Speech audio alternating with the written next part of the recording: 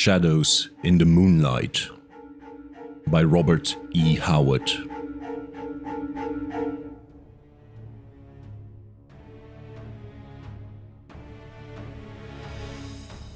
A swift crashing of horses through the tall reeds, a heavy fall, a despairing cry. From the dying steed there staggered up its rider, a slender girl in sandals and girdled tunic. Her dark hair fell over her white shoulders. Her eyes were those of a trapped animal. She did not look at the jungle of reeds that hemmed in the little clearing, nor at the blue waters that lapped the low shore behind her. Her wide-eyed gaze was fixed in agonized intensity on the horseman who pushed through the reedy screen and dismounted before her. He was a tall man, slender but hard as steel. From head to heel he was clad in light silvered mesh mail that fitted his supple form like a glove. From under the dome-shaped, gold-chased helmet, his brown eyes regarded her mockingly. "Stand back!" her voice shrilled with terror. "Touch me not, Shah Amurath, or I will throw myself into the water and drown." He laughed, and his laughter was like the purr of a sword sliding from a silken sheath. "No, you will not drown, Olivia, daughter of confusion, for the marge is too shallow, and I can catch you before you can reach the deeps. You gave me a merry chase, by the gods, and all my men are far behind us. But there is no horse west of Villaye that can distance Irem for long." He nodded at a tall, slender-legged desert stallion behind him. "Let me go," begged the girl, tears of despair staining her face. "Have I not suffered enough? Is there any humiliation, pain, or degradation you have not heaped on me? How long must my torment last?" "As long as I find pleasure in your whimperings, your pleas, tears, and writhings," he answered with a smile that would have seemed gentle to a stranger. "You are strangely virile, Olivia. I wonder if I shall ever weary of you, as I have always wearied of women before. You are ever fresh and unsullied, in spite of me. Each new day with you brings a new delight. But come, let us return to Akif, where the people are still celebrating the conqueror of the miserable Kozaki, while he, the conqueror, is engaged in recapturing a wretched fugitive, a foolish, lovely, idiotic runaway." "No!" she recoiled, turning toward the waters lapping bluely among the reeds. "Yes!" His flash of open anger was like a spark struck from flint. With a quickness her tender limbs could not approximate, he caught her wrist, twisting it in pure wanton cruelty until she screamed and sank to her knees. "Slut! I should drag you back to Akif at my horse's tail. But I will be merciful and carry you on my saddle bow, for which favor you shall humbly thank me."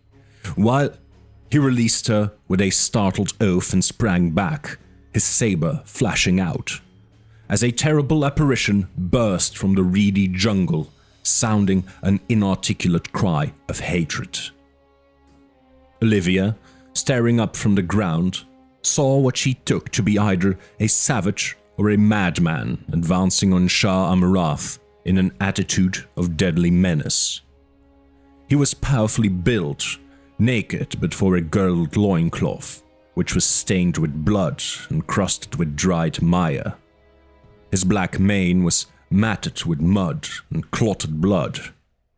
There were streaks of dried blood on his chest and limbs, dried blood on the long, straight sword he gripped in his right hand. From under the tangle of his locks, bloodshot eyes glared like coals of blue fire. "You Harkanian dog!" mouthed this apparition in a barbarous accent. "The devils of vengeance have brought you here." "Cossack!" ejaculated Shah Amurath, recoiling. "I did not know a dog of you escaped. I thought you all lay stiff on the steppe by Ilbaz River." "All but me, damn you!" cried Theodor. "Oh, I have dreamed of such a meeting as this, while I crawled on my belly through the brambles, or lay under rocks while the ants gnawed my flesh, or crouched in the mire up to my mouth. I dreamed, but never hoped it would come to pass. O gods of hell, how I have yearned for this." The stranger's bloodthirsty joy was terrible to behold. His jaws champed spasmodically. Froth appeared on his blackened lips. "Keep back!" ordered Shah Amurath, watching him narrowly. "Ha!" It was like the bark of a timber wolf. "Shah Amurath, the great lord of Akif. Oh, damn you! How I love the sight of you! You, who fed my comrades to the vultures, who tore them between wild horses, blinded and maimed and mutilated them. Aye, you dog, you filthy dog!" His voice rose to a maddened scream, and he charged. In spite of the terror of his wild appearance, Olivia looked to see him fall at the first crossing of the blades. Madman or savage, what could he do, naked, against the male chief of Akif? There was an instant when the blades flamed and licked, seeming barely to touch each other and leap apart. Then the broadsword flashed past the saber and descended terrifically on Shah Amurath's shoulder. Olivia cried out at the fury of that stroke.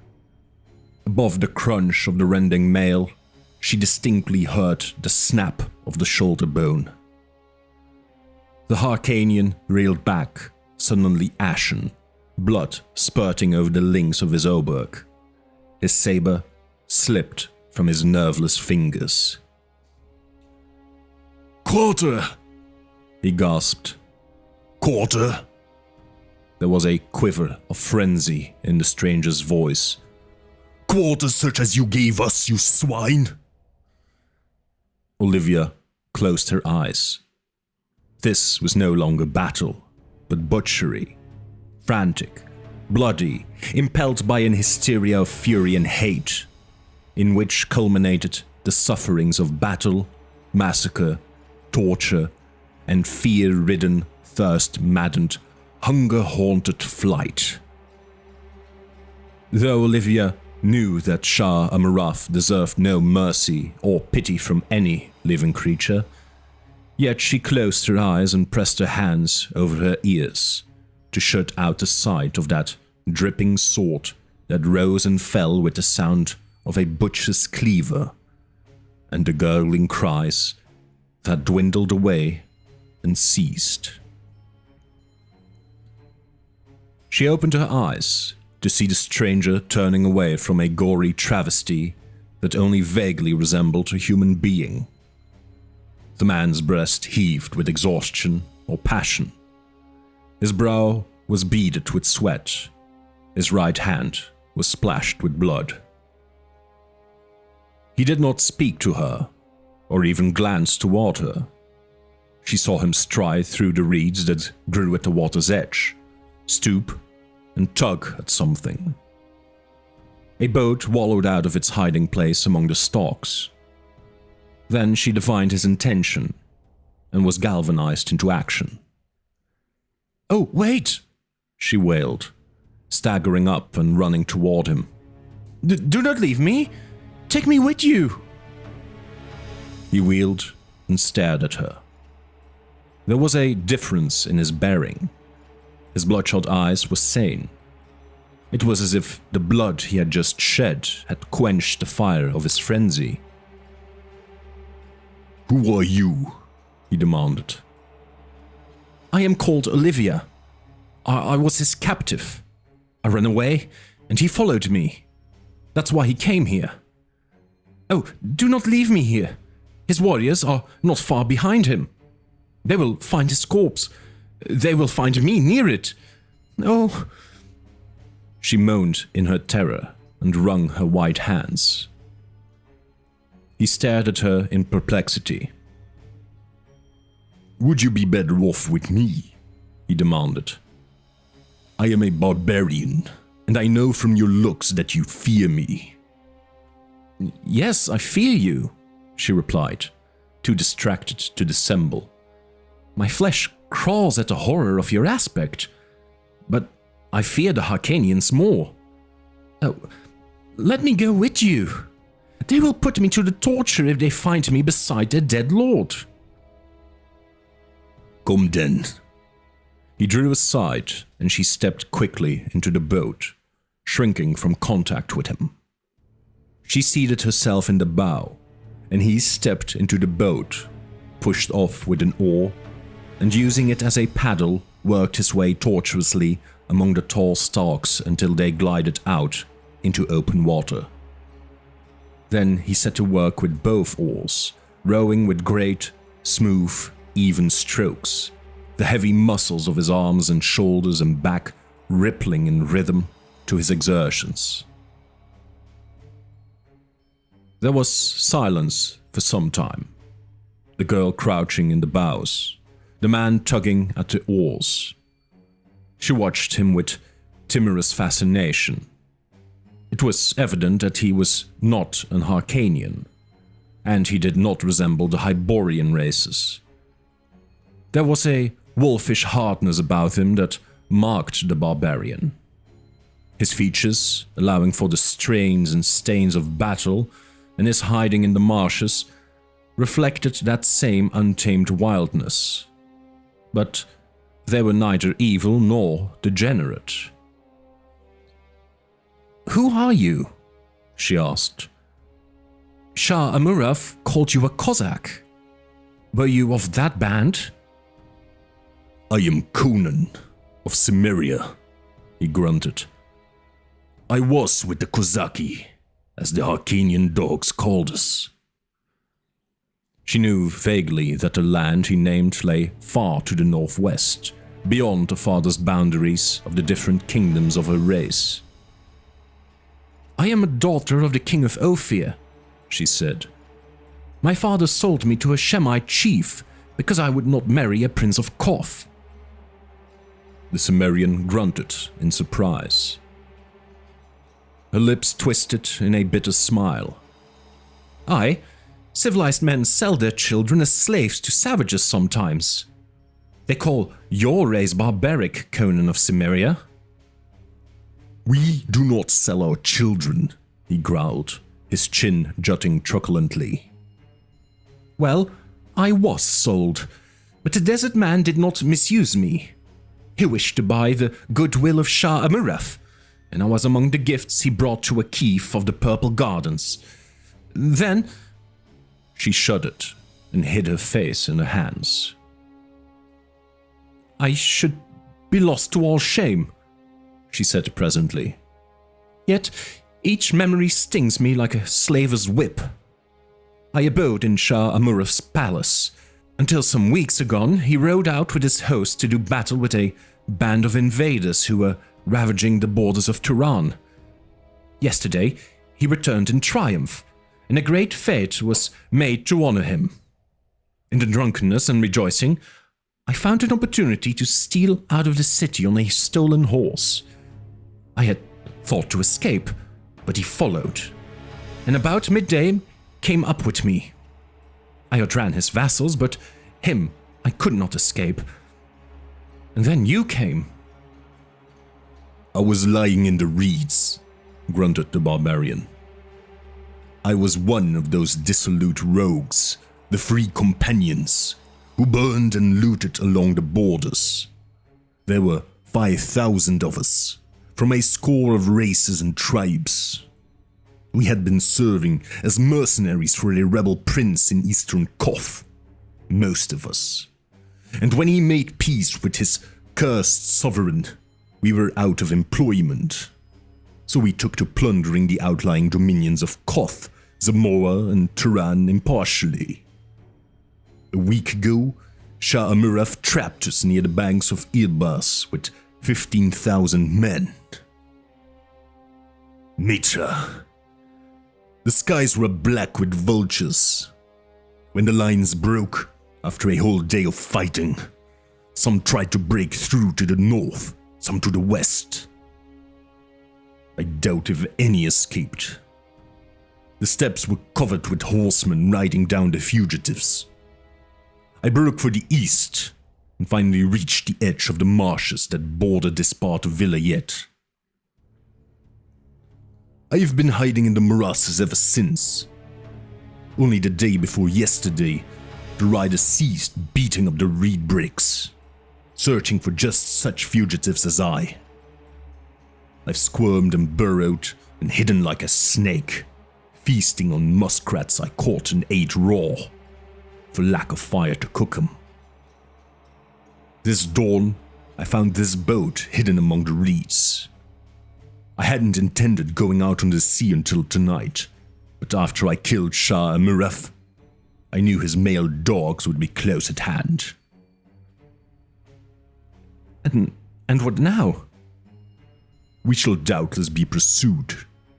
If they fail to see the marks left by the boat, which I covered as well as I could, they'll guess anyway that we took to sea, after they fail to find us among the marshes, of course.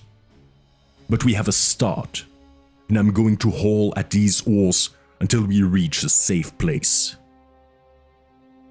And where shall we find that? She asked hopelessly. Vilayet is an Harcanian pond. Some folks don't think so, grinned Conan grimly. Notably the slaves that have escaped from galleys and become pirates. But what are your plans? The southwestern shore is held by the Harcanians for hundreds of miles. We still have a long way to go before we pass beyond their northern boundaries.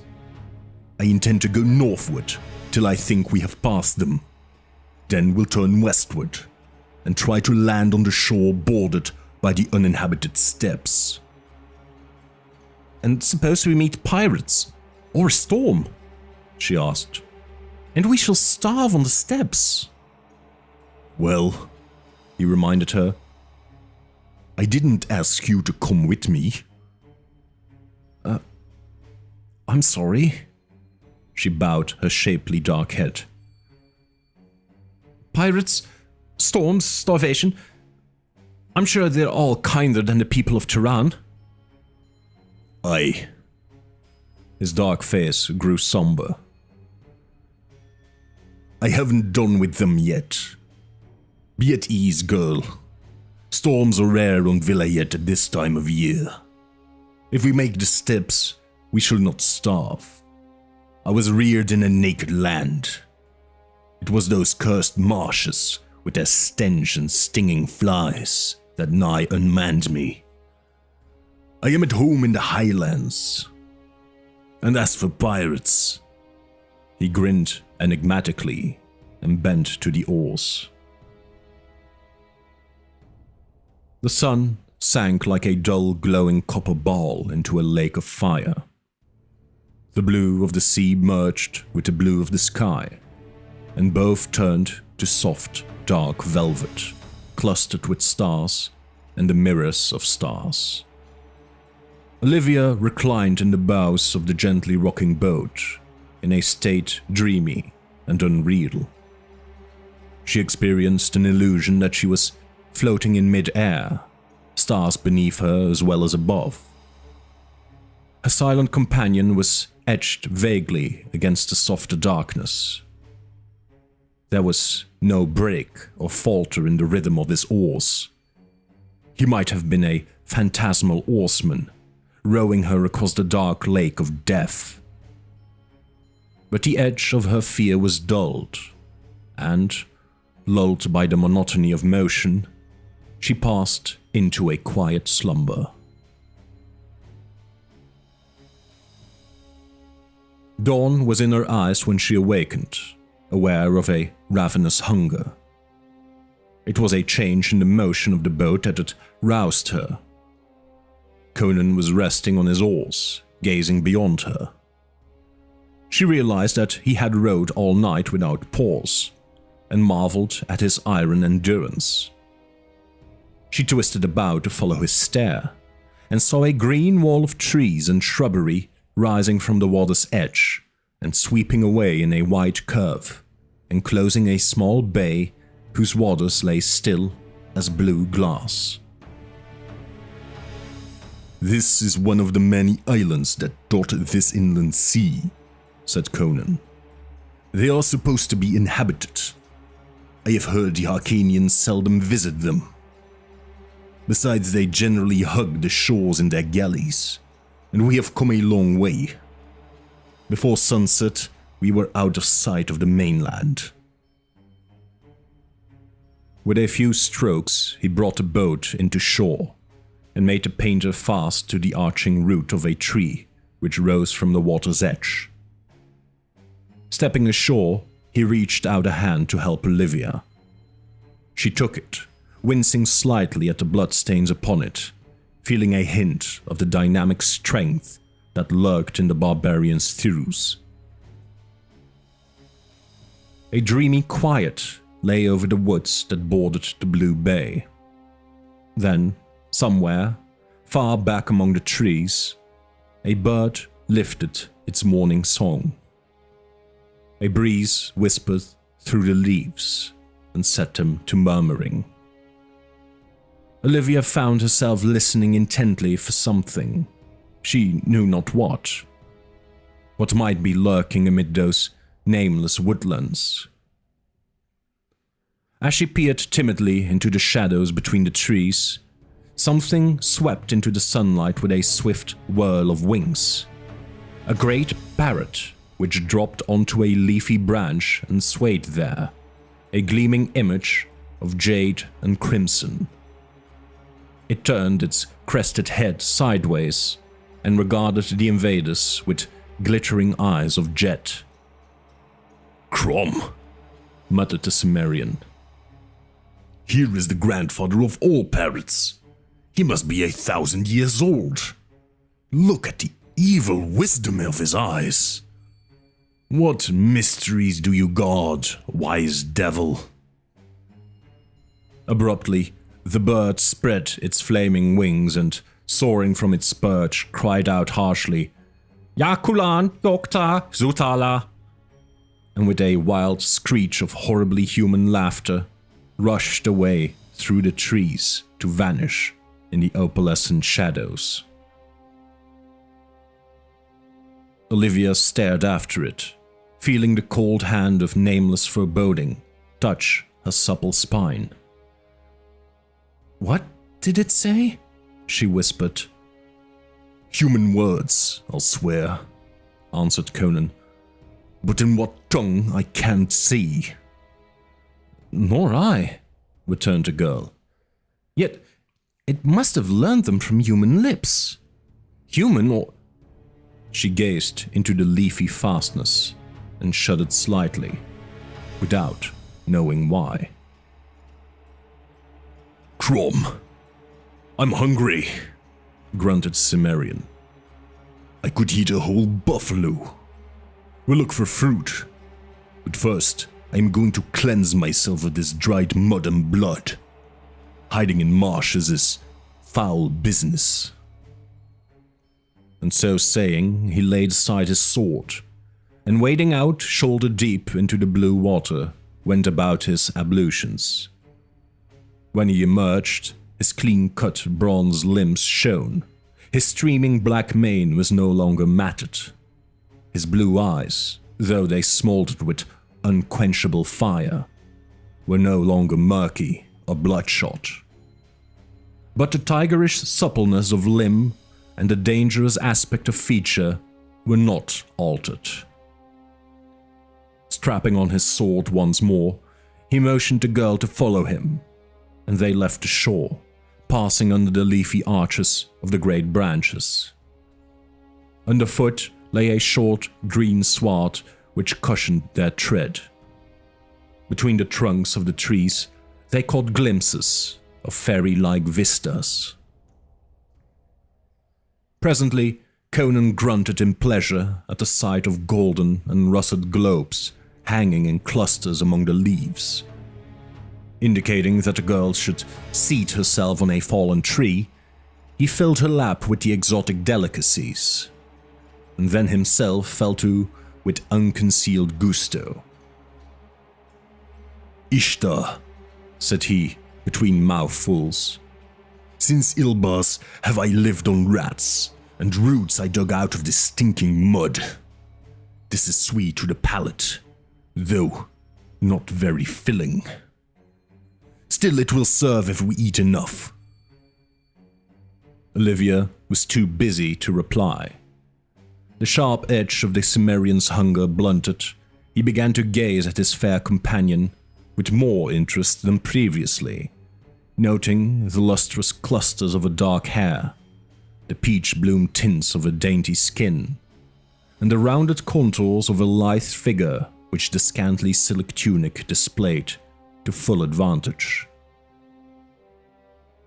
Finishing her meal, the object of his scrutiny looked up, and meeting his burning, slit-eyed gaze, she changed color, and the remnants of the fruit slipped from her fingers. Without comment, he indicated with a gesture that they should continue their explorations, and rising, she followed him out of the trees and into a glade, the farther end of which was bounded by a dense thicket. As they stepped into the open, there was a ripping crash in this thicket, and Conan, bounding aside and carrying the girl with him, narrowly saved them from something that rushed through the air and struck a tree trunk with a thunderous impact. Whipping out his sword, Conan bounded across the glade and plunged it into the thicket. Silence ensued, while Olivia crouched on the sward, terrified and bewildered. Presently, Conan emerged, a puzzled scowl on his face. "Nothing in that thicket," he growled. "But there was something." He studied the missile that had so narrowly missed them, and grunted incredulously, as if unable to credit his own senses. It was a huge block of greenish stone which lay on the sward at the foot of the tree, whose wood its impact had splintered. "A strange stone to find on an uninhabited island," growled Conan. Olivia's lovely eyes dilated in wonder. The stone was a symmetrical block, indisputably cut and shaped by human hands. And it was astonishingly massive. The Cimmerian grasped it with both hands, and with legs braced and the muscles standing out on his arms and back in straining knots, he heaved it above his head and cast it from him, exerting every ounce of nerve and sinew. It fell only a few feet in front of him. Conan swore. "No man living could throw that rock across this glade. It's a task for siege engines. Yet here there are no mangonels or ballista." "Perhaps it was thrown by some such engine from afar," she suggested. He shook his head. "It didn't fall from above. It came from yonder thicket. See how the twigs are broken? It was thrown as a man might throw a pebble. But who? What? Come." She hesitantly followed him into the thicket. Inside the outer ring of leafy brush, the undergrowth was less dense. Utter silence brooded over all. The springy sward gave no sign of footprint. Yet from this mysterious thicket had hurtled that boulder, swift and deadly. Conan bent closer to the sward, where the grass was crushed down here and there. He shook his head angrily. Even to his keen eyes, it gave no clue as to what had stood or trodden there. His gaze roved to the green roof above their heads, a solid ceiling of thick leaves and interwoven arches. And he froze suddenly. Then, rising, sword in hand, he began to back away, thrusting Olivia behind him. "Out of here! Quick!" he urged in a whisper that congealed the girl's blood. What is it? What do you see?" "Nothing," he answered guardedly, not halting his wary retreat. "But what is it then? What lurks in this ticket?" "Death," he answered, his gaze still fixed on the brooding jade arches that shut out the sky. Once out of the thicket, he took her hand and led her swiftly through the thinning trees, until they mounted a grassy slope, sparsely treed, and emerged upon a low plateau, where the grass grew taller and the trees were few and scattered. And in the midst of that plateau rose a long, broad structure of crumbling greenish stone. They gazed in wonder. No legends named such a building on any island or villa yet. They approached it warily, seeing that moss and lichen crawled over the stones, and the broken roof gaped to the sky. On all sides lay bits and shards of masonry, half hidden in the waving grass, giving the impression that once many buildings rose there, perhaps a whole town. But now only the long, hall-like structure rose against the sky, and its walls leaned drunkenly among the crawling vines. Whatever doors had once guarded its portals had long rotted away. Conan and his companion stood in the broad entrance and stared inside. Sunlight streamed in through gaps in the walls and roofs, making the interior a dim weave of light and shadow. Grasping his sword firmly, Conan entered, with the slouching gait of a hunting panther, sunken head and noiseless feet. Olivia tiptoed after him. Once within, Conan grunted in surprise, and Olivia stifled a scream. "Look! Oh, look!" "I see," he answered. "Nothing to fear. They are statues." "But how lifelike! And how evil!" she whispered, drawing close to him. They stood in a great hall, whose floor was of polished stone, littered with dust and broken stones, which had fallen from the ceiling. Vines growing between the stones masked the apertures. The lofty roof, flat and undomed, was upheld by thick columns, marching in rows down the sides of the walls, and in each space between these columns stood a strange figure.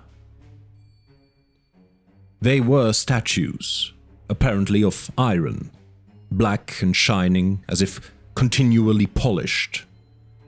They were life-sized, depicting tall, lively, powerful men with cruel, hawk-like faces.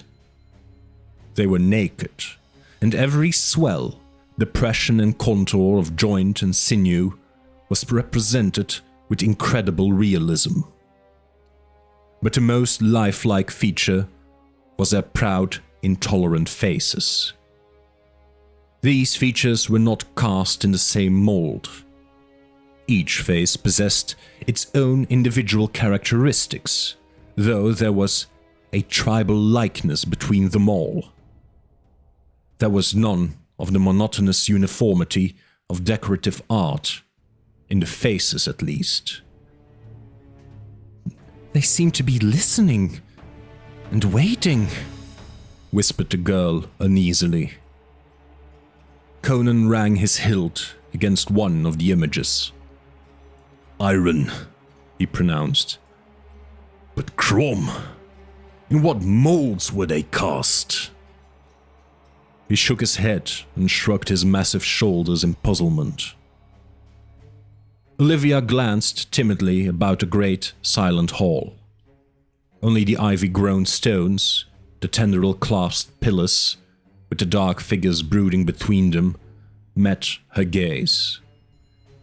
She shifted uneasily and wished to be gone, but the images held a strange fascination for her companion. He examined them in detail, and, barbarian-like, tried to break off their limbs. But their material resisted his best efforts. He could neither disfigure nor dislodge from its niche a single image. At last he desisted, swearing in his wonder. What manner of men were these copied from? He inquired of the world at large. These figures are black, yet they are not like Negroes. I have never seen their like. Let us go into the sunlight, urged Olivia, and he nodded with a baffled glance at the brooding shapes along the walls. And so they passed out of the dusky hall into the clear blaze of the summer sun. She was surprised to note its position in the sky. They had spent more time in the ruins than she had guessed. Let us take to the boat again, she suggested. I am afraid here. It is a strange, evil place. We do not know when we may be attacked by whatever cast that rock. I think we are safe as long as we're not under the trees, he answered. Come. The plateau, whose sides fell away toward the wooded shore on the east, west and south, sloped upward toward the north to abut on a tangle of rocky cliffs, the highest point of the island. Thither Conan took his way, suiting his long stride to his companion's gait. From time to time his glance rested inscrutably upon her, and she was aware of it. They reached the northern extremity of the plateau and stood gazing up the steep pitch of the cliffs. Trees grew thickly along the rim of the plateau east and west of the cliffs and clung to the precipitous incline. Conan glanced at these trees suspiciously, but he began the ascent, helping his companion on the climb. The slope was not sheer, and was broken by ledges and boulders. The Cimmerian, born in a hill country, could have run up it like a cat, but Olivia found the going difficult. Again and again she felt herself lifted lightly off her feet and over some obstacle that would have taxed her strength to surmount, and her wonder grew at the sheer physical power of the man. She no longer found his touch repugnant. There was a promise of protection in his iron clasp. At last, they stood on the ultimate pinnacle, their hair stirring in the sea wind. From their feet, the cliffs fell away sheerly 300 or 400 feet to a narrow tangle of woodlands bordering the beach. Looking southward, they saw the whole island lying like a great oval mirror, its beveled edges sloping down swiftly into a rim of green, except where it broke in the pitch of the cliffs. As far as they could see, on all sides stretched the blue waters, still, placid, fading into dreamy hazes of distance. The sea is still, sighed Olivia. Why should we not take up our journey again? Conan, poised like a bronze statue on the cliffs, pointed northward. Straining her eyes, Olivia saw a white fleck that seemed to hang suspended in the aching haze. What is it? A sail. Arcanians? Who can tell at this distance? Oh, they will anchor here. Search the island for us, she cried in quick panic. I doubt it. They come from the north, so they cannot be searching for us. They may stop for some other reason, in which case we'll have to hide as best we can. But I believe it's either pirate or an Icanian galley returning from some northern raid. In the latter case, they are not likely to anchor here. But we can't put to sea until they've gone out of sight, for they're coming from the direction in which we must go. Doubtless they will pass the island tonight, and at dawn we can go on our way. Then we must spend a night here, she shivered. It's safest. Then let us sleep here, on the crags, she urged.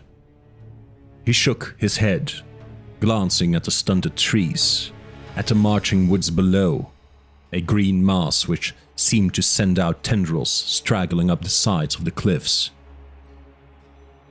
Here are too many trees. We'll sleep in the ruins, she cried out in protest. Nothing will harm you there, he soothed. Whatever threw the stone at us did not follow us out of the woods. There was nothing to show that any wild thing lairs in the ruins. Besides, you are soft-skinned and used to shelter and dainties. I could sleep naked in the snow and feel no discomfort, but the dew would give you cramps were we to sleep in the open. Olivia helplessly acquiesced, and they descended the cliffs, crossed the plateau, and once more approached the gloomy, age-haunted ruins. By this time, the sun was sinking below the plateau rim.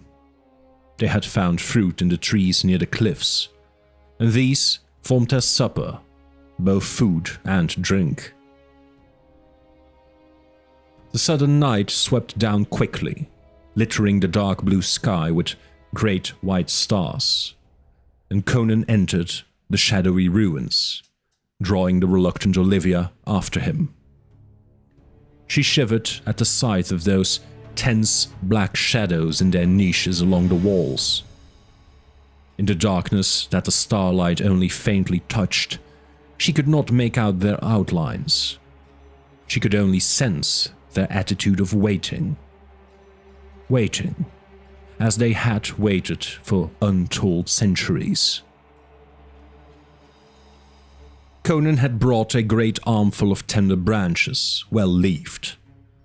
These he heaped to make a couch for her, and she lay upon it, with a curious sensation as of one lying down to sleep in a serpent's lair. Whatever her forebodings, Conan did not share them. The Cimmerian sat down near her, his back against a pillar, his sword across his knees. His eyes gleamed like a panther's in the dusk. "Sleep, girl," said he. "My slumber is light as a wolf's. Nothing can enter this hall without awaking me." Olivia did not reply. From her bed of leaves she watched the immobile figure, indistinct in the soft darkness. How strange to move in fellowship with a barbarian, to be cared for and protected by one of a race, tales of which had frightened her as a child. He came of a people bloody, grim and ferocious. His kinship to the wild was apparent in his every action. It burned in his smoldering eyes. Yet he had not harmed her, and her worst oppressor had been a man the world called civilized.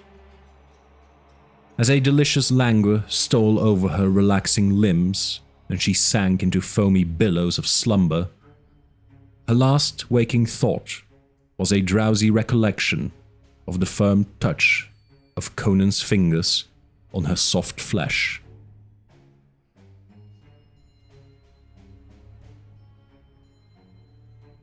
Olivia dreamed and through her dreams crawled a suggestion of lurking evil, like a black serpent writhing through flower gardens. Her dreams were fragmentary and colorful, exotic shards of a broken, unknown pattern, until they crystallized into a scene of horror and madness, etched against a background of cyclopean stones and pillars. She saw a great hall, whose lofty ceiling was upheld by stone columns marching in even rows along the massive walls. Among these pillars fluttered great green and scarlet parrots, and the hall was thronged with black-skinned, hawk-faced warriors. They were not Negroes. Neither they nor their garments nor weapons resembled anything of the world the dreamer knew. They were pressing about one bound to a pillar, a slender, white-skinned youth with a cluster of golden curls about his alabaster brow. His beauty was not altogether human, like the dream of a god, chiseled out of living marble. The black warriors laughed at him, jeered and taunted in a strange tongue. The lithe, naked form writhed beneath their cruel hands. Blood trickled down the ivory thighs to spatter on the polished floor. The screams of the victim echoed through the hall. Then, lifting his head toward the ceiling and the skies beyond, he cried out a name in an awful voice. A dagger in an ebon hand cut short his cry, and the golden head rolled on the ivory breast. As if in answer to that desperate cry, there was a rolling thunder as of celestial chariot wheels, and a figure stood before the slayers, as if materialized out of empty air. The form was of a man, but no mortal man ever wore such an aspect of inhuman beauty. There was an unmistakable resemblance between him and the youth who dropped lifeless in his chains, but the alloy of humanity that softened the godliness of the youth was lacking in the features of the stranger, awful and immobile in their beauty. The blacks shrank back before him, their eyes slits of fire.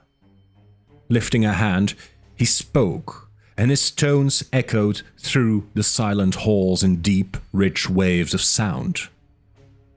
Like men in a trance, the black warriors fell back until they were ranged along the walls in regular lines.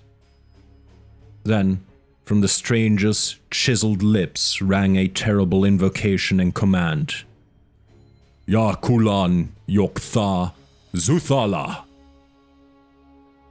At the blast of that awful cry, the black figures stiffened and froze. Over their limbs crept a curious rigidity, an unnatural petrification. The stranger touched the limp body of the youth, and the chains fell away from it. He lifted the corpse in his arms. Then, ere he turned away, his tranquil gaze swept again over the silent rows of ebony figures, and he pointed to the moon, which gleamed in through the casements. And they understood, those tense, waiting statues that had been men. Olivia awoke, starting up on her couch of branches, a cold sweat beading her skin. Her heart pounded loud in the silence. She glanced wildly about. Conan slept against his pillar, his head fallen upon his massive breast. The silvery radiance of the late moon crept through the gaping roof, throwing long white lines along the dusty floor. She could see the images dimly, black, tense, waiting. Fighting down a rising hysteria, she saw the moonbeams rest lightly on the pillars and the shapes between. What was that? A tremor among the shadows where the moonlight fell. A paralysis of horror gripped her, for where there should have been the immobility of death, there was movement. A slow twitching, a flexing, and a writhing of ebon limbs. An awful scream burst from her lips as she broke the bonds that held her mute and motionless. At her shriek, Conan shot erect, teeth gleaming, sword lifted. The statues! The statues! Oh my god! The statues are coming to life! And with a cry she sprang through a crevice in the wall, burst madly through the hindering vines, and ran, blind, screaming, witless, until a grasp on her arm brought her up short, and she shrieked and fought against the arms that caught her, until a familiar voice penetrated the mists of her terror, and she saw Conan's face, a mask of bewilderment in the moonlight. What in Crom's name, girl? Did you have a nightmare? His voice sounded strange and far away. With a sobbing gasp, she threw her arms about his thick neck and clung to him convulsively, crying in panting catches. Where are they? Did they follow us? Nobody followed us, he answered. She sat up, still clinging to him, and looked fearfully about. Her blind flight had carried her to the southern edge of the plateau. Just below them was the slope, its foot masked in the thick shadows of the woods. Behind them, she saw the ruins looming in the high swinging moon. Did you not see them? The statues! Moving, lifting their hands, their eyes glaring in the shadows. I saw nothing, answered the barbarian uneasily. I slept more soundly than usual, because it had been so long since I have slumbered the night through. Yet, I do not think anything could have entered the hall without waking me. Nothing entered! A laugh of hysteria escaped her. It was something there already. Oh, Mitra, we lay down to sleep among them, like sheep making their bed in the shambles. What are you talking about? He demanded. I woke with your cry, but before I had time to look about me, I saw you rush out through the crack in the wall. I pursued you, lest you come to harm. I thought you had a nightmare. So I did, she shivered. But the reality was more grisly than the dream. Listen. And she narrated all that she had dreamed and thought to see. Conan listened attentively. The natural skepticism of the sophisticated man was not his. His mythology contained ghouls, goblins, and necromancers. After she had finished, he sat silent, absently toying with his sword. The youth they tortured was like the tall man who came, he asked at last. As like a son to father, she answered, and hesitantly. If the mind could conceive of the offspring of a union of divinity with humanity, it would picture that youth. The gods of old times mated sometimes with mortal women, our legends tell us. What gods? He muttered. The nameless, forgotten ones. Who knows? They have gone back into the still waters of the lakes, the quiet hearts of the hills, the gulfs beyond the stars. Gods are no more stable than men. But if these shapes were men, blasted into iron images by some god or devil, how can they come to life? There is witchcraft in the moon. She shuddered. He pointed at the moon. While the moon shines on them, they live. Or so I believe. But we were not pursued, muttered Conan, glancing toward the brooding ruins. You might have dreamed they moved. I am of a mind to return and see. No, no, she cried, clutching him desperately. Perhaps the spell upon them holds them in the hall. Do not go back. They will rend you limb from limb. Oh, Conan, let us go into our boat and flee this awful island. Surely the Harcanian ship has passed us now. Let us go. So frantic was her pleading that Conan was impressed. His curiosity in regard to the images was balanced by his superstition. Foes of flesh and blood he did not fear, however great the odds.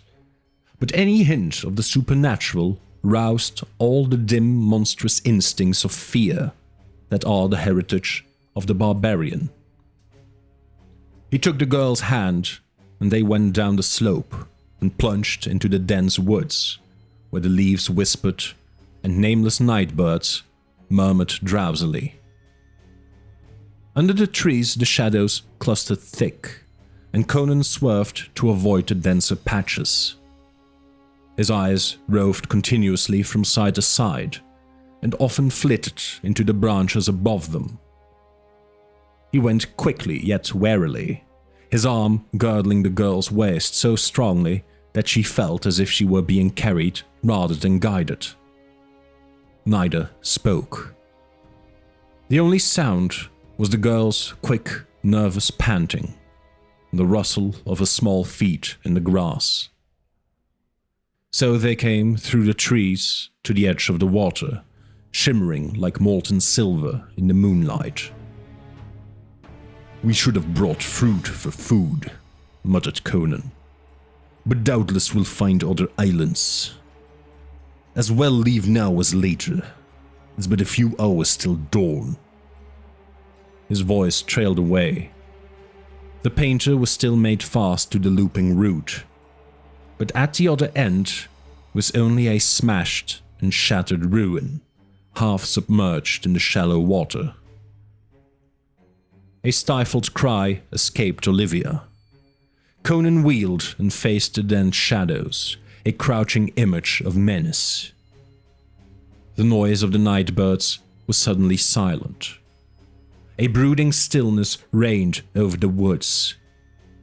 No breeze moved the branches, yet somewhere the leaves stirred faintly. Quick as a great cat, Conan caught up Olivia and ran.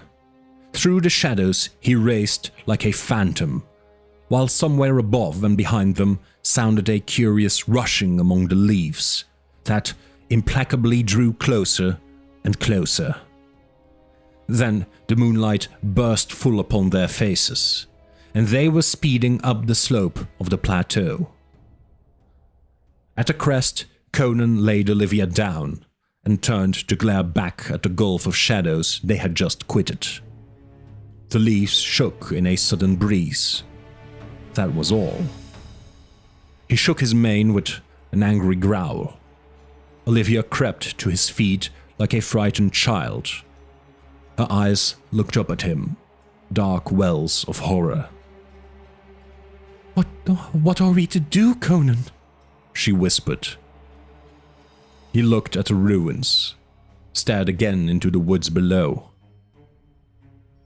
"We'll go to the cliffs," he declared, lifting her to her feet. "Tomorrow I'll make a raft, and we'll trust our luck to the sea again." It wasn't... not they that destroyed our boat." It was half question, half assertion. He shook his head, grimly taciturn. Every step of the way across that moon-haunted plateau was a sweating terror for Olivia. But no black shapes stole subtly from the looming ruins. And at last they reached the foot of the crags, which rose stark and gloomingly majestic above them. There, Conan halted in some uncertainty, at last selecting a place sheltered by a broad ledge, nowhere near any trees. "Lie down and sleep if you can, Olivia," he said. "I'll keep watch." But no sleep came to Olivia. and she lay watching the distant ruins and the wooded rim until the stars paled, the east whitened, and dawn in rose and gold struck fire from the dew on the grass blades. She rose stiffly, her mind reverting to all the happenings of the night. In the morning light, some of its terror seemed like figments of an overwrought imagination. Conan strode over to her, and his words electrified her. Just before dawn, I heard the creak of timbers and the rasp and clack of cordage and oars. A ship has put in and anchored at a beach not far away. Probably the ship whose sail we saw yesterday. We'll go up the cliffs and spy on her. Up they went, and lying on their bellies among the boulders, saw a painted mast jutting up beyond the trees to the west. An Arcanian craft, from the cut of a rigging, muttered Conan. I wonder if the crew... A distant medley of voices reached their ears, and creeping to the southern edge of the cliffs, they saw a motley horde emerge from the fringe of trees along the western rim of the plateau, and stand there a space in debate.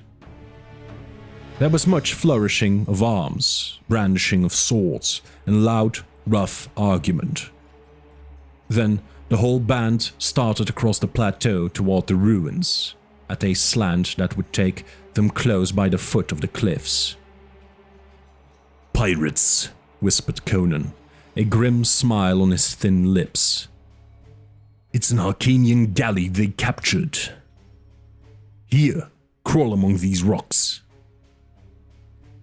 Don't show yourself until I call to you, he instructed, having secreted her to his satisfaction among a tangle of boulders along the crest of the cliffs. I'm going to meet these dogs. If I succeed in my plan, all will be well, and we'll sail away with them. If I don't succeed, well, hide yourself in the rocks until they're gone, for no devils on this island are as cruel as these sea wolves. And, tearing himself from her reluctant grasp, he swung quickly down the cliffs. Looking fearfully from her eyrie, Olivia saw the band had neared the foot of the cliffs. Even as she looked, Conan stepped out from among the boulders and faced them, sword in hand. They gave back with yells of menace and surprise, then halted uncertainly to glare at this figure which had appeared so suddenly from the rocks. There were some 70 of them, a wild horde made up of men from many nations. Kothians, Zamorians, Brythunians, Corinthians, Shemites. Their features reflected the wildness of their natures. Many bore the scars of the lash or the branding iron. There were cropped ears, slit noses, gaping eye sockets, stumps of wrists, marks of the hangman, as well as scars of battle. Most of them were half naked, but the garments they wore were fine. Gold-braided jackets, satin girdles, silken breeches, tattered, stained with tar and blood, vied with pieces of silver-chased armor. Jewels glittered in nose rings and earrings, and in the hilt of their daggers. Over against this bizarre mob stood the tall Cimmerian in strong contrast with his hard, bronzed limbs and clean-cut vital features. "Who are you?" they roared. "Conan the Cimmerian." His voice was like the deep challenge of a lion. "One of the three companions. I mean to try my luck with the Red Brotherhood. Who's your chief?" "I, by Ishtar," bellowed a bull-like voice, as a huge figure swaggered forward. A giant, naked to the waist, where his capacious belly was girdled by a white sash that upheld voluminous silken pantaloons. His head was shaven except for a scalp lock. His mustaches dropped over a rat-trap mouth. Green Shemitish slippers with upturned toes were on his feet. A long, straight sword in his hand. Conan stared and glared. Sergius of Crotia! By Crom! Aye, by Ishtar, boomed Giant, his small black eyes glittering with hate. Did you think I had forgot? Ha! Sergius never forgets an enemy. Now I'll hang you up by the heels and skin you alive. At him, lads! Aye, send your dogs at me, big belly, sneered Conan with bitter scorn. You were always a coward, you Gothic cur. Coward? To me? The broad face turned black with passion. On guard, you northern dog! I'll cut out your heart! In an instant, the pirates had formed a circle about the rivals, their eyes blazing, their breath sucking between their teeth in bloodthirsty enjoyment. High up among the crags, Olivia watched, sinking her nails into her palms in her painful excitement. Without formality, the combatants engaged, Sergius coming in with a rush, quick on his feet as a giant cat, for all his bulk.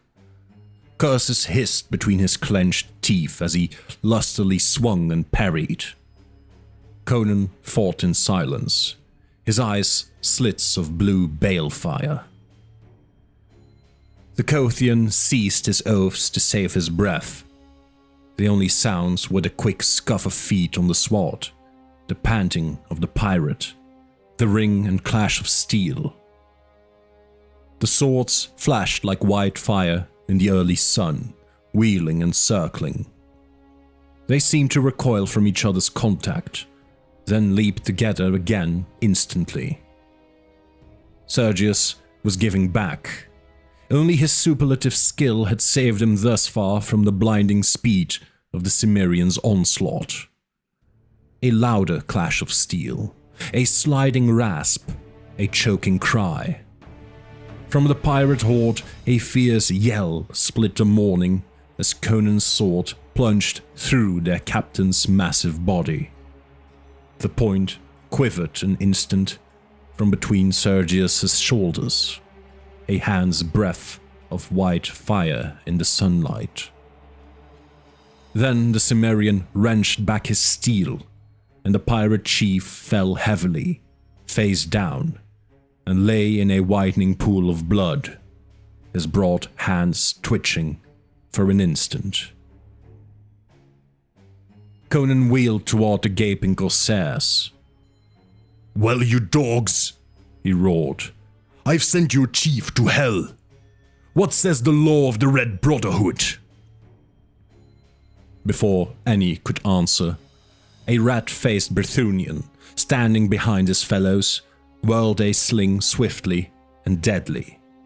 Straight as an arrow sped the stone to its mark, and Conan reeled and fell as a tall tree falls to the woodsman's axe. Up on the cliff, Olivia caught at the boulders for support. The scene swam dizzily before her eyes. All she could see was the Cimmerian lying limply on the sward, blood oozing from his head. The rat-faced one yelped in triumph and ran to stab the prostrate man, but a lean Corinthian thrust him back. "What, Aratus?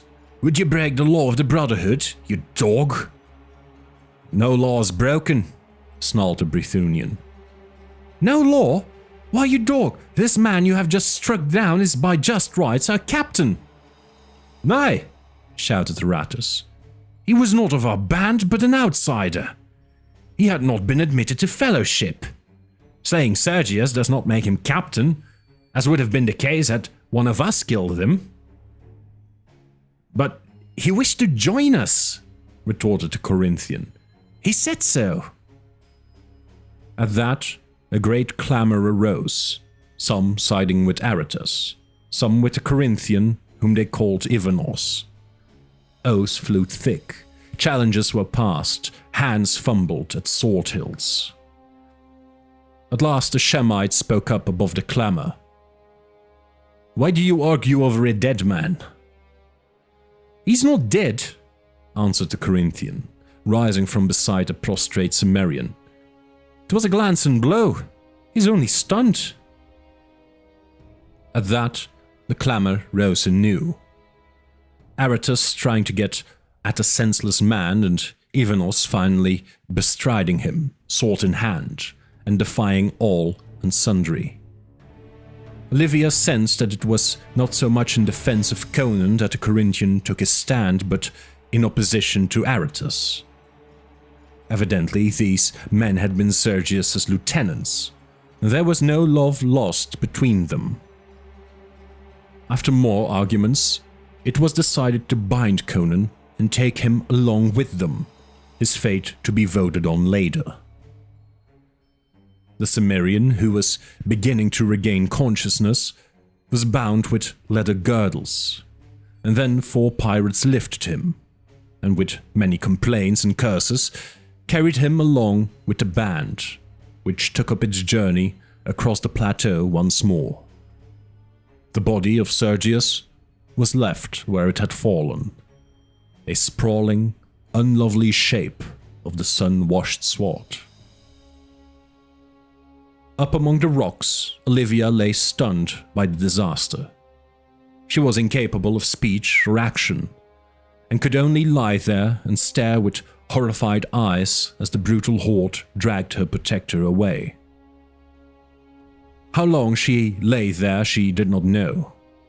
Across the plateau she saw the pirates reach the ruins and enter, dragging their captive. She saw them swarming in and out of the doors and crevices, prodding into the heaps of debris, and clambering about the walls. After a while, a score of them came back across the plateau and vanished among the trees on the western rim, dragging the body of Sergius after them, presumably to cast into the sea. About the ruins, the others were cutting down trees and securing material for a fire. Olivia heard their shouts, unintelligible in the distance, and she heard the voices of those who had gone into the woods, echoing among the trees. Presently, they came back into sight, bearing casks of liquor and leathern sacks of food. They headed for the ruins, cursing lustily under their burdens. Of all this, Olivia was but mechanically cognizant. Her overwrought brain was almost ready to collapse. Left alone and unprotected, she realized how much the protection of the Cimmerian had meant to her. There intruded vaguely a wonderment at the mad pranks of fate that could make the daughter of a king the companion of a red-handed barbarian. With it came a revulsion toward her own kind. Her father and Shah Amurath, they were civilized men, and from them she had had only suffering. She had never encountered any civilized man who treated her with kindness unless there was an ulterior motive behind his actions. Conan had shielded her, protected her, and, so far, demanded nothing in return. Laying her head in her rounded arms, she wept, until distant shouts of ribald revelry roused her to her own danger. She glanced from the dark ruins about which the fantastic figures, small in the distance, weaved and staggered, to the dusky depths of the green forest. Even if her terrors in the ruins the night before had been only dreams, the menace that lurked in those green, leafy depths below was no figment of nightmare. Were Conan slain or carried away captive, Her only choice would lie between giving herself up to the human wolves of the sea or remaining alone on that devil-haunted island. As the full horror of her situation swept over her, she fell forward in a swoon.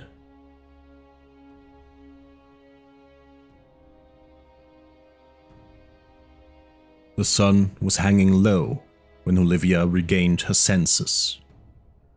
A faint wind wafted to her ears distant shouts and snatches of ribald song. Rising cautiously, she looked out across the plateau. She saw the pirates clustered about a great fire outside the ruins, and her heart leapt as a group emerged from the interior, dragging some object she knew was Conan.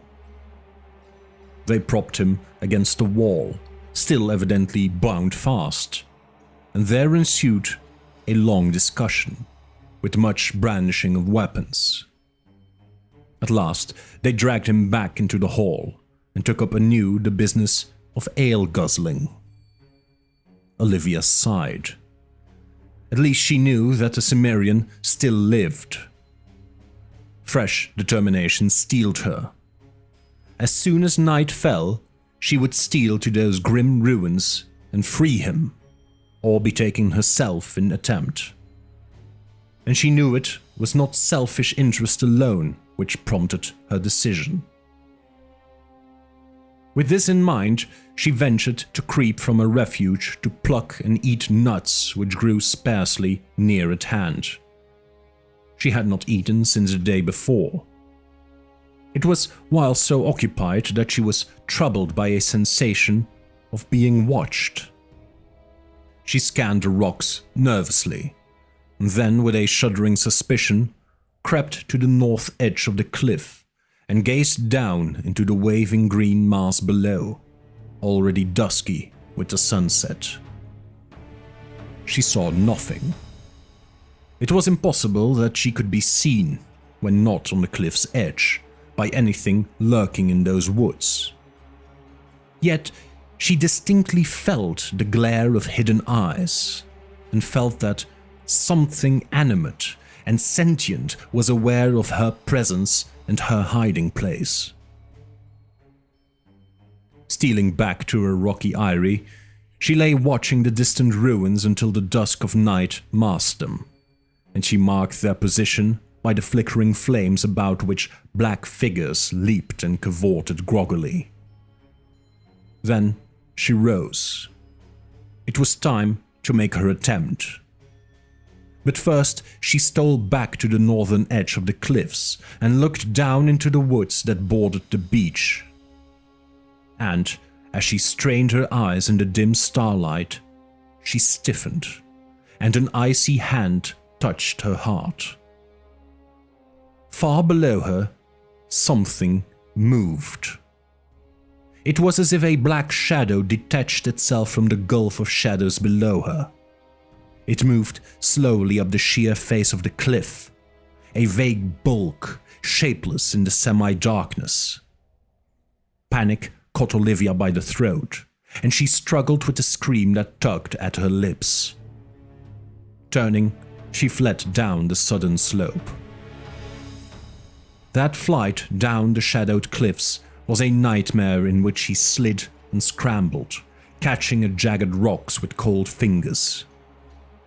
As she tore her tender skin and bruised her soft limbs on the rugged boulders over which Conan had so lightly lifted her, she realized again her dependence on the iron-thewed barbarian. But this thought was but one in a fluttering maelstrom of dizzy fright. The descent seemed endless, but at last her feet struck the grassy levels, and in a very frenzy of eagerness, she sped away toward a fire that burned like the red heart of night. Behind her, as she fled, she heard a shower of stones rattle down the steep slope, and the sound lent wings to her heels. What grisly climber dislodged those stones, she dared not try to think. Strenuous physical action dissipated her blind terror somewhat, and before she had reached the ruin, her mind was clear, her reasoning faculties alert, though her limbs trembled from her efforts. She dropped to the sword and wriggled along on her belly until, from behind a small tree that had escaped the axes of the pirates, she watched her enemies. They had completed their supper, but were still drinking, dipping pewter mugs or jeweled goblets into the broken heads of the wine casks. Some were already snoring drunkenly on the grass, while others had staggered into the ruins. Of Conan, she saw nothing. She lay there, while the dew formed on the grass about her and the leaves overhead, and the men about the fire cursed, gambled and argued. There were only a few about the fire. Most of them had gone into the ruins to sleep. She lay watching them, her nerves taut with the strain of waiting, the flesh crawling between her shoulders at the thought of what might be watching her in turn, of what might be stealing up behind her. Time dragged on leaden feet. One by one, the revelers sank down in drunken slumber, until all were stretched senseless beside the dying fire. Olivia hesitated, then was galvanized by a distant glow rising through the trees. The moon was rising. With a gasp, she rose and hurried toward the ruins. Her flesh crawled as she tiptoed among the drunken shapes that sprawled beside the gaping portal. Inside were many more. They shifted and mumbled in their besotted dreams, but none awakened as she glided among them. A sob of joy rose to her lips as she saw Conan. The Cimmerian was wide awake, bound upright to a pillar, his eyes gleaming in the faint reflection of the waning fire outside. Picking her way among the sleepers, she approached him. Lightly as she had come, he had heard her, had seen her when first framed in the portal. A faint grin touched his hard lips. She reached him and clung to him an instant. He felt the quick beating of her heart against his breast. Through a broad crevice in the wall stole a beam of moonlight, and the air was instantly supercharged with subtle tension. Conan felt it and stiffened. Olivia felt it and gasped. The sleepers snored on. Bending quickly, she drew a dagger from its senseless owner's belt and set to work on Conan's bonds. They were sail cords, thick and heavy, and tied with the craft of a sailor.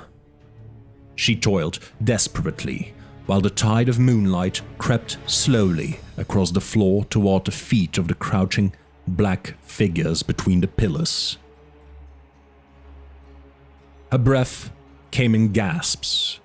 Conan's wrists were free, but his elbows and legs were still bound fast. She glanced fleetingly at the figures along the walls, waiting.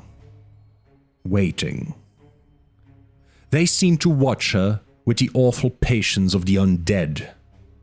The drunkards beneath her feet began to stir and groan in their sleep. The moonlight crept down the hall, touching the black feet. The cords fell from Conan's arms, and taking the dagger from her, he ripped the bonds from his legs with a single, quick slash. He stepped out from the pillar, flexing his limbs, stoically enduring the agony of returning circulation. Olivia crouched against him, shaking like a leaf. Was it some trick of the moonlight that touched the eyes of the black figures with fire, so that they glimmered red in the shadows? Conan moved with the abruptness of a jungle cat. Catching up his sword from where it lay in a stack of weapons nearby, he lifted Olivia lightly from her feet and glided through an opening that gaped in the ivy-grown wall. No word passed between them. Lifting her in his arms, he set off swiftly across the moon-bathed sward. Her arms about his iron neck, the Ophirian closed her eyes, cradling her dark, curly head against his massive shoulder. A delicious sense of security stole over her. In spite of his burden, the Cimmerian crossed the plateau swiftly, and Olivia, opening her eyes, saw that they were passing under the shadow of the cliffs. "Something climbed the cliffs," she whispered. "I heard it scrambling behind me as I came down." "We'll have to chance it," he grunted. "I'm not afraid. Now," she sighed. "You were not afraid when you came to free me either," he answered. "Crom, what a day it has been. Such haggling and wrangling I never heard. I'm nearly deaf. Aratus wished to cut out my heart, and Evanos refused, despite Aratus, whom he hates. All day long they snarled and spat at one another, and the crew quickly grew too drunk to vote either way." He halted suddenly, an image of bronze in the moonlight. With a quick gesture, he tossed the girl lightly to one side and behind him. Rising to her knees on the soft sod, she screamed at what she saw. Out of the shadows of the cliffs moved a monstrous, shambling bulk. An anthropomorphic horror, a grotesque travesty of creation. In general outline, it was not unlike a man, but its face, limned in the bright moonlight, was bestial, with close-set ears, flaring nostrils, and a great, flabby-lipped mouth in which gleamed white, tusk-like fangs. It was covered with shaggy, greyish hair, shot with silver which shone in the moonlight, and its great, misshapen paws hung nearly to the earth. Its bulk was tremendous. As it stood on its short, bowed legs, its bullet head rose above that of the man who faced it. The sweep of the hairy breast and giant shoulders was breathtaking. The huge arms were like knotted trees. The moonlight scene swam to Olivia's side. This, then, was the end of the trail. For what human being could withstand the fury of that hairy mountain of thews and ferocity? Yet, as she stared in wide-eyed horror at the bronzed figure facing the monster, she sensed a kinship in the antagonists that was almost appalling. This was less a struggle between man and beast than a conflict between two creatures of the wild, equally merciless and ferocious. With a flash of white tusks, the monster charged. The mighty arms spread wide as the beast plunged, stupefyingly quick for all his vast bulk and stunted legs. Conan's action was a blur of speed Olivia's eye could not follow. She only saw that he evaded that deadly grasp, and his sword, flashing like a jet of white lightning, sheared through one of those massive arms between shoulder and elbow. A great spout of blood deluged the sword as the severed member fell, twitching horribly, but even as the sword bit through, the other malformed hand locked in Conan's black mane. Only the iron neck muscles of the Cimmerian saved him from a broken neck that instant. His left hand darted out to clamp on the beast's squat throat. His left knee was jammed hard against the brute's hairy belly. Then began a terrific struggle, which lasted only seconds, but which seemed like ages to the paralyzed girl. The ape maintained his grasp in Conan's hair, dragging him toward the tusks that glistened in the moonlight. The Cimmerian resisted this effort, with his left arm rigid as iron, while the sword in his right hand, wielded like a butcher knife, sank again and again into the groin, breast, and belly of his captor. The beast took its punishment in awful silence, apparently unweakened by the blood that gushed from its ghastly wounds. Swiftly, the terrible strength of the anthropoid overcame the leverage of braced arm and knee. Inexorably, Conan's arm bent under the strain. Nearer and nearer he was drawn to the slavering jaws that gaped for his life. Now, the blazing eyes of the barbarian glared into the bloodshot eyes of the ape. But as Conan tugged vainly at his sword, wedged deep in the hairy body, the frothing jaws snapped spasmodically shut an inch from the Cimmerian's face, and he was hurled to the sword by the dying convulsions of the monster. Olivia, half fainting, saw the ape heaving, thrashing, and writhing, gripping man-like the hilt that jutted from its body. A sickening instant of this, and then the great bulk quivered and lay still. Conan rose and limped over to the corpse. The Cimmerian breathed heavily and walked like a man whose joints and muscles have been wrenched and twisted almost to their limit of endurance. He felt his bloody scalp and swore at the sight of the long black red-stained strands still grasped in the monster's shaggy hand. "Crom," he panted. "I feel as if I'd been racked. I'd rather fight a dozen men. Another instant, and he'd have bitten off my head. Blast him. He's torn a handful of my hair out by the roots." Gripping his hilt with both hands, he tugged and worked it free. Olivia stole close to clasp his arm and stared down wide-eyed at the sprawling monster. What is it?" she whispered. "A grey man-ape," he grunted. "Dumb and man-eating. They dwell in the hills that border the eastern shore of this sea. How this one got to this island, I can't say. Maybe he floated here on driftwood, blown out from the mainland in a storm." "And it was he that threw the stone?" "Yes, I suspected what it was when we stood in the thicket and I saw the boughs bending over our heads. These creatures always lurk in the deepest woods they can find and seldom emerge. What brought him into the open, I can't say, but it was lucky for us.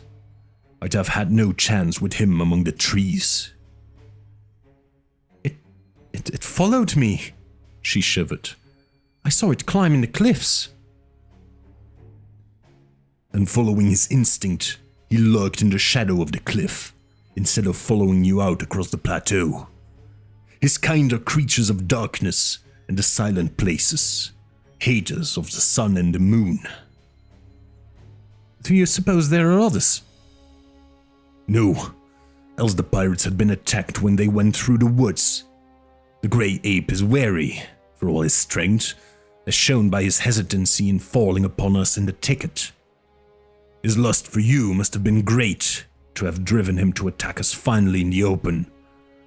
What—" He started and wheeled back toward the way they had come. The night had been split by an awful scream. It came from the ruins. Instantly, there followed a mad medley of yells, shrieks, and cries of blasphemous agony. Though accompanied by a ringing of steel, the sounds were of massacre rather than battle. Conan stood frozen, the girl clinging to him in a frenzy of terror. The clamor rose to a crescendo of madness. And then the Cimmerian turned and went swiftly toward the rim of the plateau, with its fringe of moon-limbed trees. Olivia's legs were trembling so that she could not walk, so he carried her, and her heart calmed its frantic pounding as she nestled into his cradling arms. They passed under the shadowy forest, but the cluster of blackness held no terrors. The rifts of silver discovered no grisly shape. Night birds murmured slumberously. The yells of slaughter dwindled behind them, masked in the distance to confused jumble of sound. Somewhere, a parrot called, like an eerie echo. Yakulan Yoksa Zusala. So they came to the tree-fringed water's edge and saw the galley lying at anchor, her sail shining white in the moonlight. Already, the stars were paling for dawn.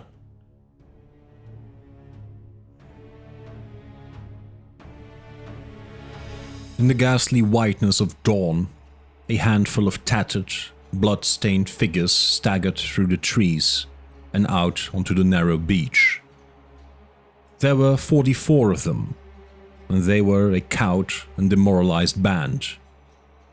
With panting haste, they plunged into the water and began to wade toward the galley, when a stern challenge brought them up standing. Etched against the whitening sky, they saw Conan the Cimmerian standing in the bows, sword in hand, his black mane tossing in the dawn wind. "Stand," he ordered. "Come no nearer. What would you have, dogs?" "Let us come aboard," croaked a hairy rogue, fingering a bloody stump of ear. "We'd be gone from this devil's island." "The first man who tries to climb over the side, I'll split his skull," promised Conan. They were 44 to 1, but he held the whip hand. The fight had been hammered out of them. "Let us come aboard, good Conan," whined a red-sashed Zamorian, glancing fearfully over his shoulder at the silent woods. "We have been so mauled, bitten, scratched, and rended, and are so weary from fighting and running, but no one of us can still lift a sword." "Where is that dog, Aratus?" demanded Conan. "Dead, with the others. It was devils fell upon us. They were rending us to pieces before we could awake. A dozen good rovers died in their sleep. The ruins were full of flame-eyed shadows, with tearing fangs and sharp talons." "Oi," put in another corsair, "there were demons of the isle, which took the forms of molten images to befool us. Ishtar, we lay down to sleep among them. We are no cowards. We fought them as long as any mortal man may strive against the powers of darkness. And then we broke away, and left them tearing at the corpses like jackals. But surely, they'll pursue us." "Aye, let us come aboard," clamored a lean Shemite. "Let us come in peace, or must we come sword in hand? And though we may be so weary, you will doubtless slay many of us. You cannot prevail against us many." "Then I'll knock a hole in the planks and sink her," answered Conan grimly. A frantic chorus of expostulation rose, which Conan silenced with a lion-like roar. "Dogs!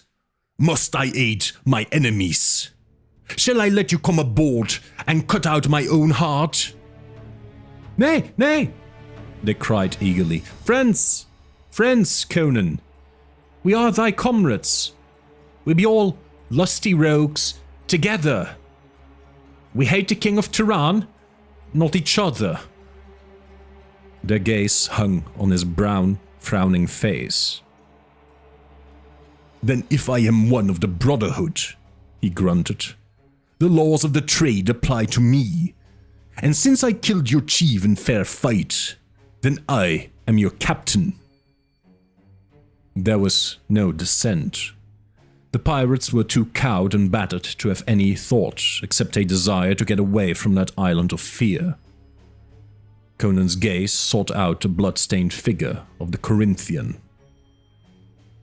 "How, Ivanos?" he challenged. "You took my part once. Will you uphold my claims again?" "Aye, my maitre." The pirate, sensing the trend of feeling, was eager to ingratiate himself with the Cimmerian. "He's right, lads. He is our lawful captain." A medley of acquiescence rose, lacking enthusiasm perhaps, but with sincerity accentuated by the feel of the silent woods behind them, which might mask creeping ebony devils with red eyes and dripping talons. "Swear by the hilt," Conan demanded. 44 sword hilts were lifted toward him, and 44 voices blended in the corsair's oath of allegiance. Conan grinned and sheathed his sword. "Come aboard, my bold swashbucklers, and take the oars." He turned and lifted Olivia to her feet, from where she had crouched, shielded by the gunwales. "And what of me, sir?" she asked. "What would you?" he countered, watching her narrowly. "To go with you, wherever your path may lie," she cried, throwing her white arms about his bronze neck. The pirates, clambering over the rail, gasped in amazement. "To sail a road of blood and slaughter?" he questioned. "This keel will stain the blue waves crimson wherever it plows." "Aye, to sail with you on blue seas or red," she answered passionately. "You are a barbarian, and I am an outcast, denied by my people. We are both pariahs, wanderers of earth. Oh, take me with you." With a gusty laugh, he lifted her to his fierce lips. "I'll make you queen of the blue sea. Cast off their dogs. We'll scorch King Yildis's pantaloons yet, by Crom."